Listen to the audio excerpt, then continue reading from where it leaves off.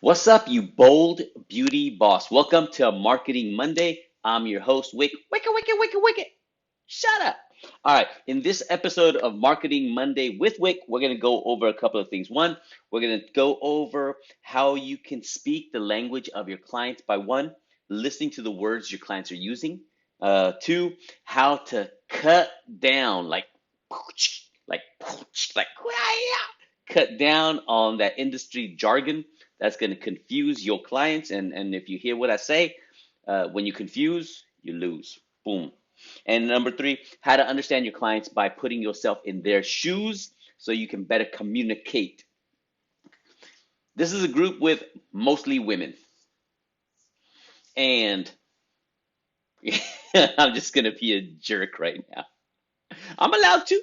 I can kind of put it down, little informaciones. So for a group with a lot of women, and me because I'm married to a woman, one of the things she talks about, you don't communicate. You don't tell me how you feel.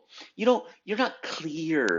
You're not sharing your feelings zings with me. Yes.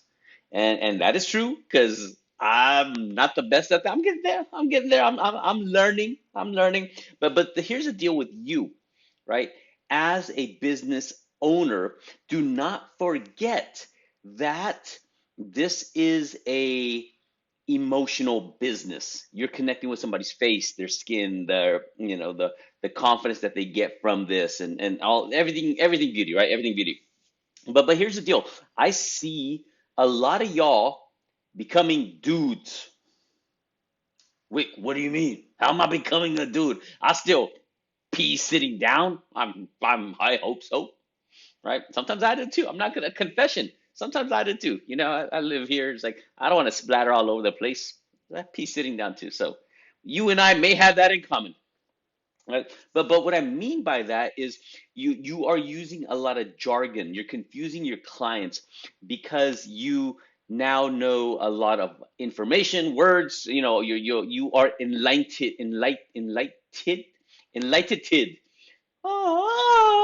You are the guru on top of the mountain when it comes to skincare. Hey, very good. I don't even know why I became Asian. I'm Indian. I'm the other. I should have been talking more like this. I can say that because I'm Indian, so I can make fun of myself. Okay, so step number one. Here is a genius tip that I use all the time. One of the advantages of me running this group is we got 16,400 people in this group. So this group for me, it's a think tank. What do I mean by that? Meaning every Monday, just like today, uh, I'll I'll put it out there. I'll introduce, hey, welcome to the new group. Introduce yourself. What's your number one marketing question? Da da da. Okay, excuse me. And one of the reasons I do that is I want to know what you want to know. So you are my clients. Yes, right? So I am here to serve you. I'm here to serve you, do the best I can for you, figure out what it is that you all need. And what are the advantages? Like right now, my assistant G, she is putting together a list. I told her, I go, G, go through the whole freaking group. I want to know everything that everyone wants to kind of sort of know so we can group them together and we can better answer those for you. Right. But more importantly, and this is the key part. This is the key part of number one, step number one, is listening to the words your clients use. And how do I mean by that? How do I mean by that? I mean, like, for example, right today we have a member, Toy Pettiford. He goes, introduce yourself. Hi, I'm Toy, solo esthetician in a small town called Hillsboro, North Carolina.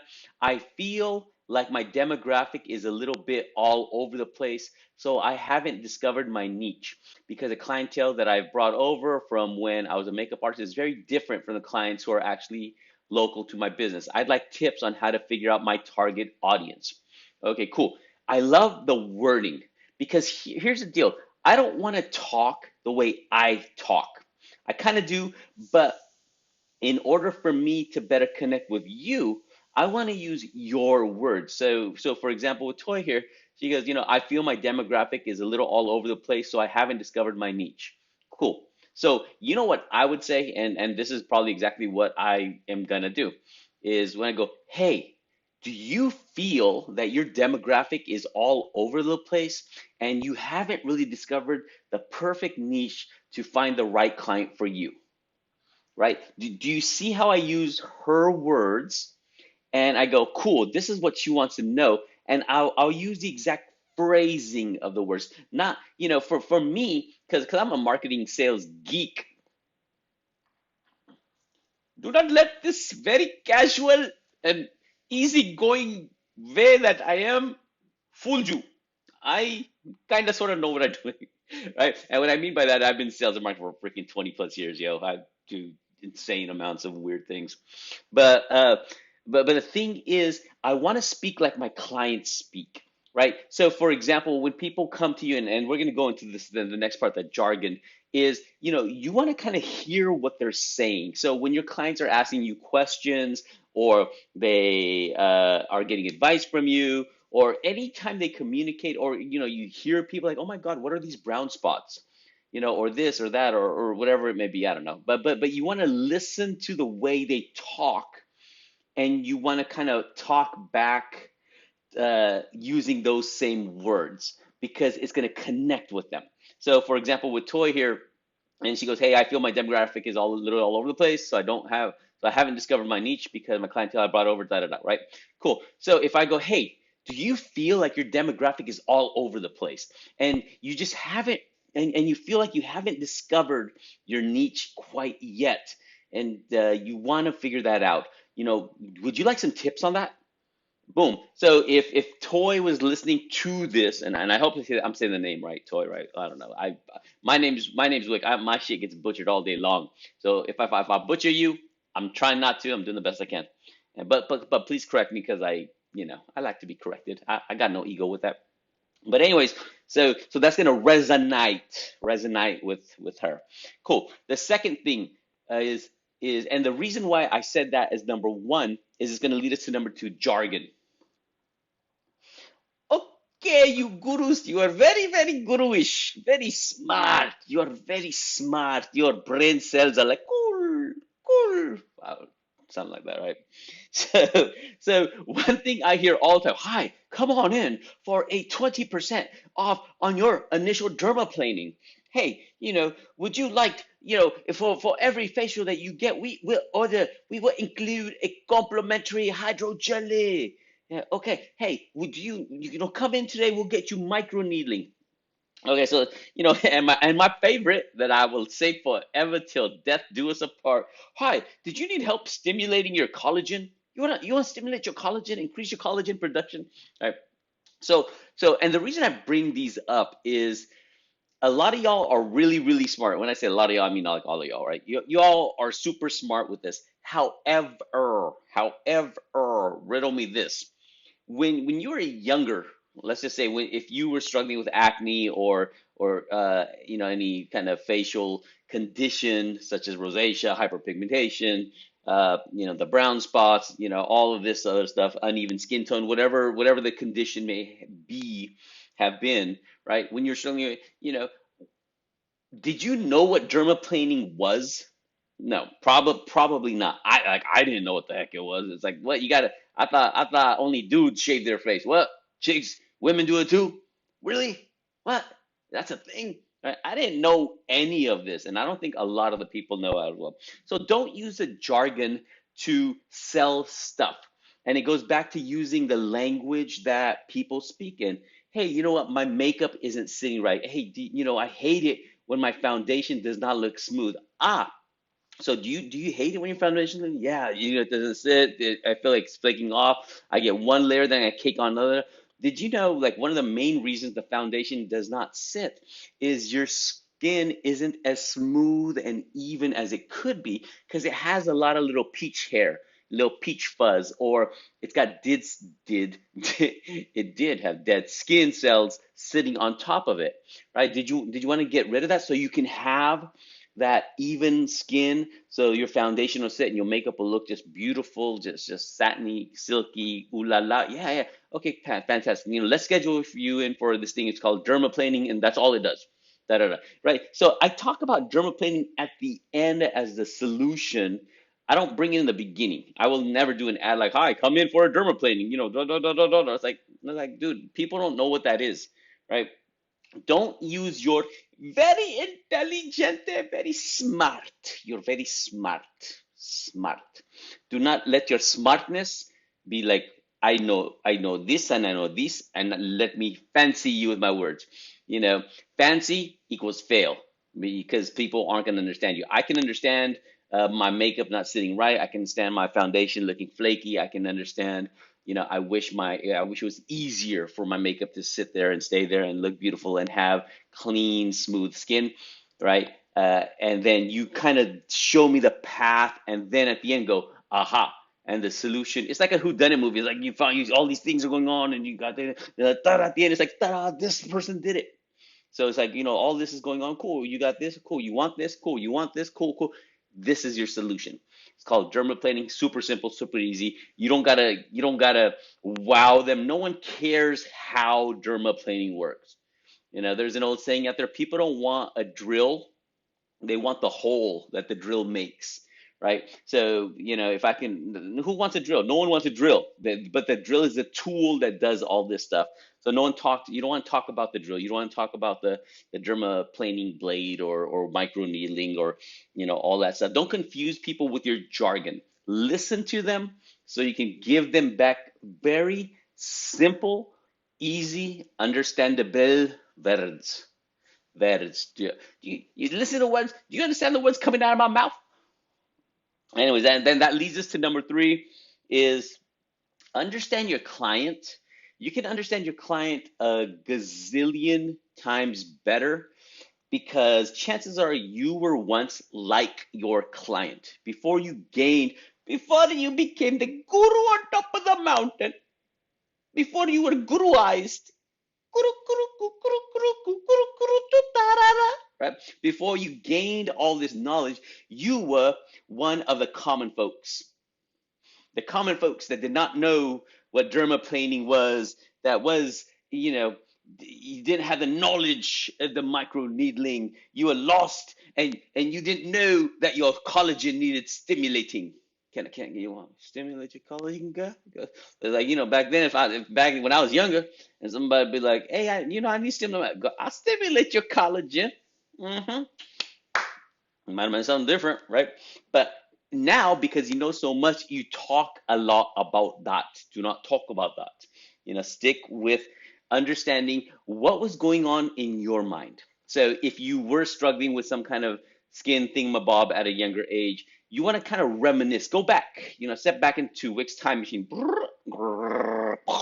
and remember of how you thought, what was going on in your mind. You didn't give a poop about microneedling or this or that. You wanted your acne scars gone.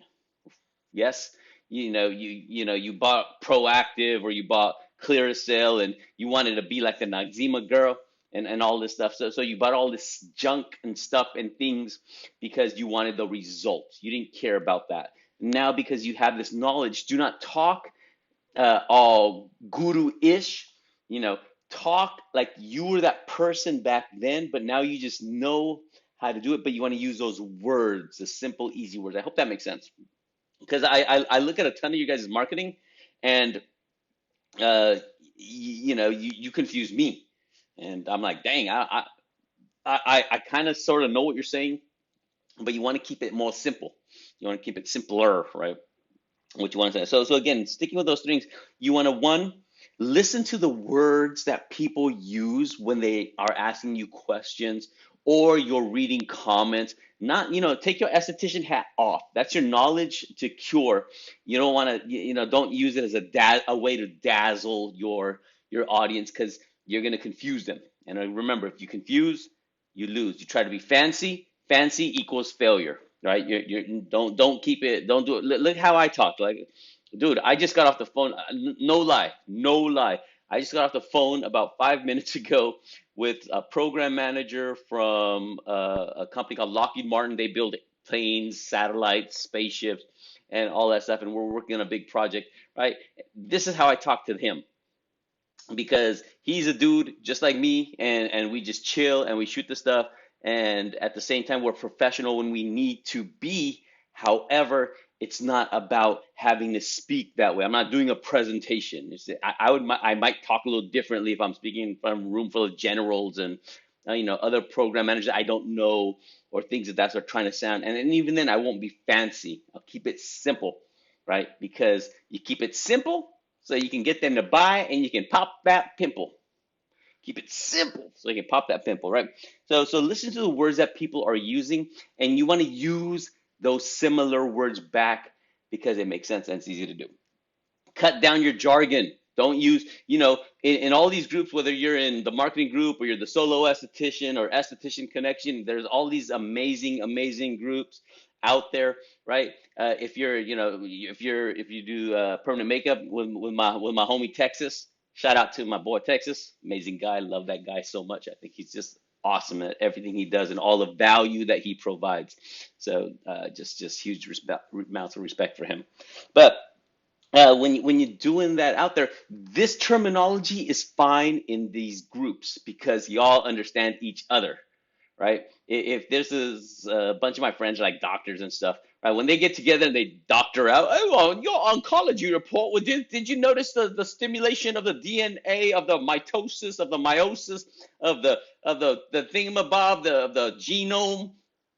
And I'll be like, fucking get me the hell out of this conversation. I don't know what you all are talking about, but I think you're trying to clone a sheep or something. I don't know what they're doing. But anyways, in these groups, sure, nerd out, geek out, use your fancy words because y'all understand each other. When you get in front of a client, you are no longer that